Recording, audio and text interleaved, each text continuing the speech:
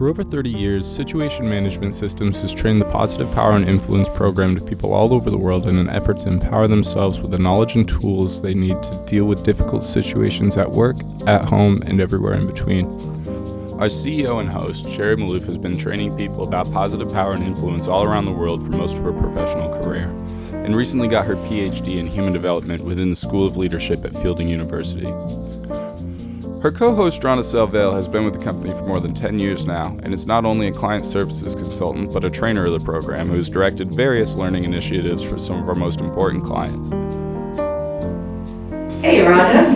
Hey, Sherri. How you doing today? I'm good. It's podcast time again. So, today, we're going to talk about negotiation. Ooh. I get a little pit in my stomach whenever I think about that term. Oh, really? I think my Lebanese background makes me love negotiation. I like deals. Yeah. I like making deals. I've traveled to places where the barter is the art. It's just like, no, that's what I'll pay. And it's like, no. Because they want with you. Exactly. There's actually a lot of people like you. Yeah. You know, and with all the stuff we've been talking about in the past, emotional intelligence, the influence styles, all that kind of stuff comes into play with negotiation. Well, I think isn't that why we have a merged program with the two? Our positive negotiation program? Yeah, so one of the interesting things is there's a structure to the conversation, right? And so there's the stages of negotiation. I don't care what negotiation program you go to, they all got stages. Right. And just all call them different Sure. things and put their own little twist on it. But basically, it's a way of managing yourself through the process. Because I always think about it as managing your reactions and your emotions. Well, sure. And so we've got the preliminary stage. And in the preliminary stage, what's interesting is what really has to happen is people have to connect, get present, get in the room, which is the opposite of what most people want to do when there's conflict. Yeah. Well, it's a negotiation too by its pure definition. I mean, you're going in to win something, right? So can't you put that, that adversarial hat on and make things go south for you really quickly? Well, and a lot of people do that. They see it as a contest. They see it as a competition, and whenever that happens, trust goes down. When trust goes down, the quality of the deal also goes down. You can gauge trust by how good a deal is, So, or vice versa, you can gauge how good the trust is by the quality of the deal. And so what you want to try to do is figure out, well, how do we connect up front before we figure how far apart we are. So that's the idea of this, but I have so many people that go, I don't like to do small talk. Well, it sounds to me like it's a good opportunity to bridge. Well, it's not small talk, that's the thing, is you're connecting. You're getting in the room, you're being present, you're being interested in the other human being. I mean, there's got to be something that both of you need. Otherwise, you wouldn't be sitting down at the table together. So there's got to be something in it for both of you. Right. But there's also conflict. So there's agreement and there's conflict. And that's when you want to negotiate. So in the preliminary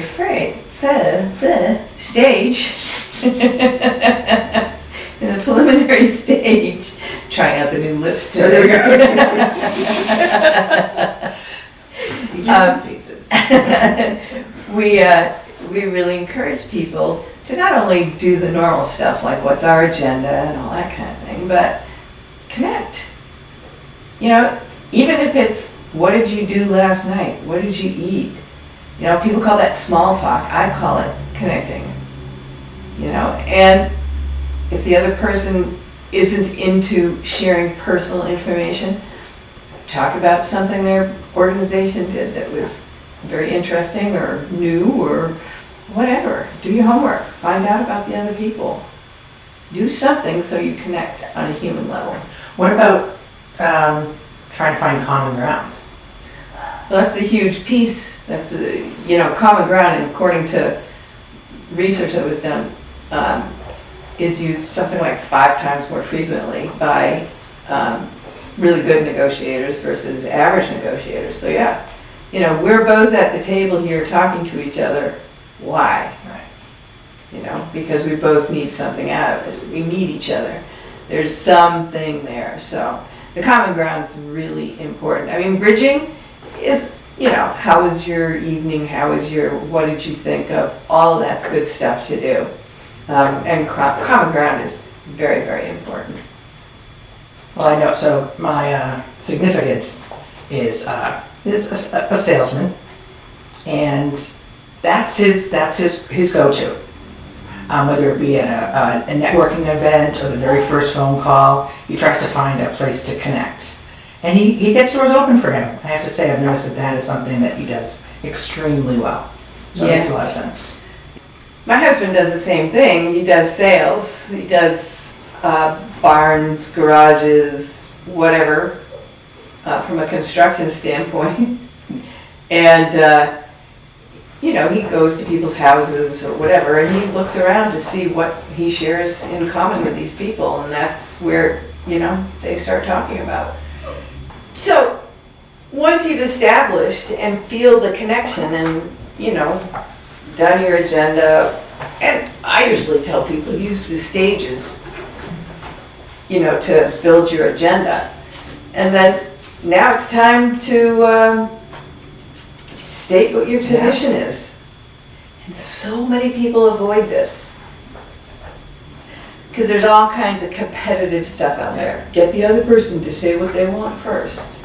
They do stuff, there's lots of tactics and deceptive practices and that kind of thing that's out there about negotiating. How do you trick people?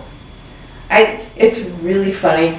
I was working with a bunch of engineers, and they were telling me how they had this one particular supplier they were working with, and they would go into the room and they'd have all of the paintings tipped just a little bit, thinking that engineers are going to be OCD and it was going to disturb them. Wow. That it was tipped. People do the craziest stuff. But in this stage where we just, we call it the opening stage, you state what you want, I state what I want, and we define how far apart we are. Because sometimes we're really close together. We don't need to negotiate. We just didn't realize how close we were. Other times, we're further apart than we thought we were. And that might be a time when you actually use the tactic of disengaging and say, you know what, I think we both need to do our homework and come back to this. Because, the negotiations can take place in 5 minutes and they can take 5 years. Yeah. Now, what's that movie with Alec Baldwin and It Always Be Closing? It's a real estate office. Oh, and that's his, it'll come to me. But that's his negotiate, it's like you're always closing that deal. Yeah. That's the bottom line. You're always going in there. You're going into every deal like you're going to close it right then and there. And then, of course, it gets very manipulative. Yeah. It's not a very nice way. What not to do. Right, exactly. Watch the movie and don't do that. Well, the interesting thing about the stages, and what I was just saying, is that you can literally go through all of the stages in 5 minutes with negotiating with somebody, or it can take a long time. And this is ancient history now, but there was a guy that worked for Boeing and was selling planes to the Chinese government. The preliminary stage, the first stage, took 2 years. Because again, you're going into a different culture, you've got to make the connections, you've got to build relationships, you've got to build trust. 2 years just to do the preliminary stage. So, you've got to be flexible and see what it takes in the moment, but one of the things that's important about the opening stage is that this is really where you have to manage your reactions. You know, because some people's heart just sinks when they hear what the other person says. They just get so disappointed or so upset or so angry, and you can't negotiate from that place. So it is about understanding. So you paraphrase what the other person has said just to make sure you understand it. You can push a little bit to see how, you know, firm they are on what they are saying. But, you know, the real job of the opening stage is to get both people's stated wants, their opening position, out on the table and understand how far apart you are. That makes sense. Because I'm sure that in so many situations you think you're miles apart. Until you put your position out there, you really can't find out. Right. And so people play around with that. You know, well, so what do you want? Yeah. Well, I was thinking this, this, and this, but nothing specific. So people will play around, even when we teach the program. Right. It's so funny to watch people. They won't come out and say what their position is, and I'm like, why? Well, there is data that shows that, you know, the other party may base their opening position on what you say. So that's a reason to kind of go first, because you can influence the other party. But if you really don't know where each other's sitting, you know, people are worried that they're going to either leave money on the table or not ask for enough, or, you know, there's all this fear that comes up around, and this is the competitive side of it. Did I do my homework enough? Did I figure out what's going on here? Is this a reasonable offer? You know, all that kind of stuff. There's a lot behind this stage, but theoretically, in managing the stages, it's the shortest stage. It shouldn't take you very long. It sounds to me like just like positive power and influence, planning is a very important part of preparing for your negotiation. Oh, absolutely. One of the things, there's so much research on this. And the biggest part around the opening stage is really planning for a range of contingencies. Like what is your, we call it the opening position. What are you going to fall back to? So there's a lot of planning that comes into looking at what's your opening position going to be. And you know, you rely on objective data and you rely on subjective data. So if you're buying a house, for example, do you like the colors in the house? Or is it going to be a lot of painting? So that would obviously be the subjective data. The objective data is the value of the house in that neighborhood and all that kind of stuff. Schools, all that kind of stuff comes in. For figuring out exactly where you're going to sit. Looks like it's the subjective data would be like your biases, right? Yeah. Your favorites, or you know your. I mean, to use the house example. I remember hearing often the 5 must-haves. That would be subjective data. Right. Yeah. Yep. So the opening stage is critical for a couple of things. Managing yourself, understanding how big a gap you have, and then really being able to transition out of that stage. A lot of people don't. A lot of people do is just argue. They go back and forth and back and forth and back and forth until somebody gets worn out. And one of the things we teach people is understand what your gap is and then transition to the exploring stage. And what we try to get people to do is figure out how to work together to problem solve, filling in the gap. What do both parties need? What's driving them? What do you have that you can add in? You know, we have this thing, we talk about currencies of exchange. You know, what is it that you have under your control that you can use in the deal? We have one that we call an elegant currency. And an elegant currency is something that doesn't cost me a lot of money, but is of high value to you. So, you know, the big thing though is, can you get out of arguing? A lot of people just cannot. When we do the exercises, they sit there and they just, it's tiring to watch. So you go to the exploring stage and you problem solve, you get creative. Obviously, you gotta be careful because you can't start offering up stuff that's crazy. But you explore, and then you do some testing out, so would this satisfy you? Is this something that you would be happy with? And so you figure out exactly what the contract would be, and then you move into the closing stage where you put together the contract and you have your agreement. So, that's the stages that we talk about. And obviously, the influence styles are absolutely critical in implementing the stages. Yeah, well, I mean, to me, so clearly with each different segments, like each different stage, I see where the particular styles will work in. And again, this transition, I mean, that's disengaging 101, right?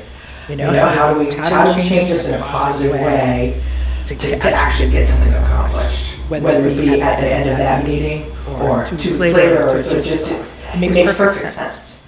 Yeah, disengaging is a very powerful tool in negotiations. It helps when obviously emotions are getting a little bit wound up. It helps when you're shocked or surprised by what the other person has said. It helps when you want to take a little bit of time and think about what people have said. Take a break.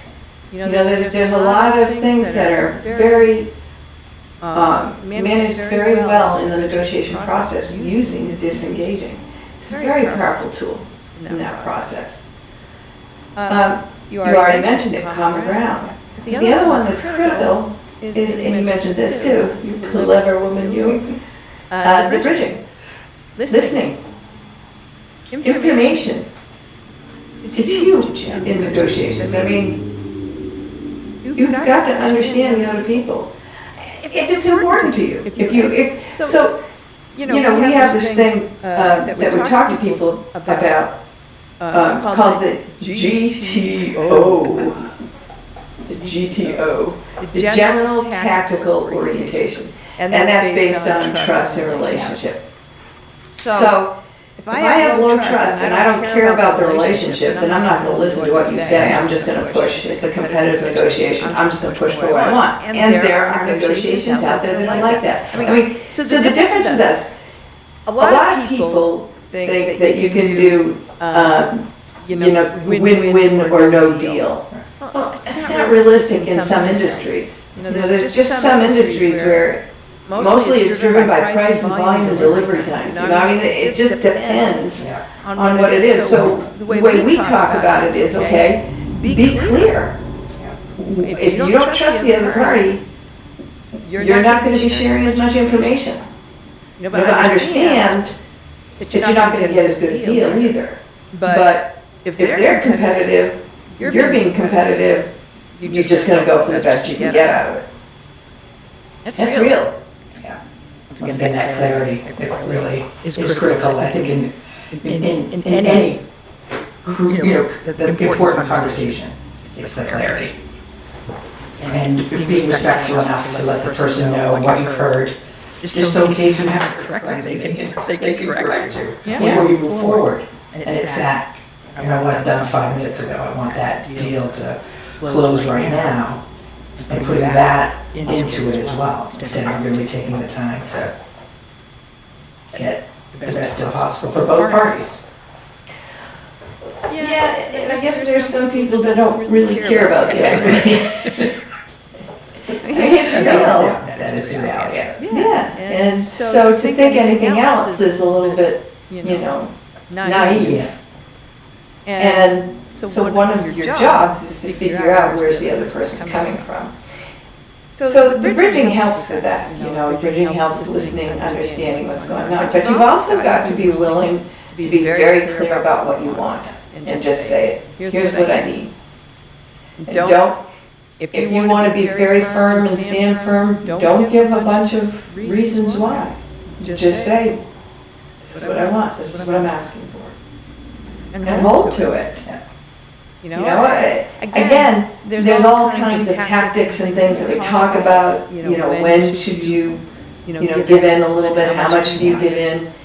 There's all kinds of different things out there about it, but one of the important things is don't start giving more and more as you're coming to agreement, because then the other party is going to keep asking for more, because they're going to be like, wow, you just gave a bunch more than you did before. What else can I get here? So again, there's, when you're making concessions, you've got to be very tactical about how you do that. Give smaller and smaller ones as the deal goes on. So, negotiation, it's fun, it's interesting, but I always think that it involves emotional intelligence, it involves intuition, it involves influence styles, and it really, the more you know about the process of negotiation, the better negotiator you're going to be. So these stages are critical in managing the different pieces of a negotiation.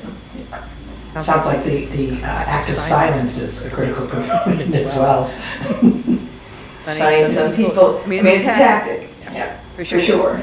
And some people cannot stand silence and will fill it.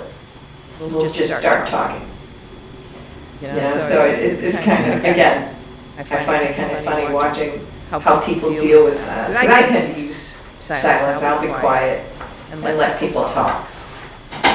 So, interesting stuff.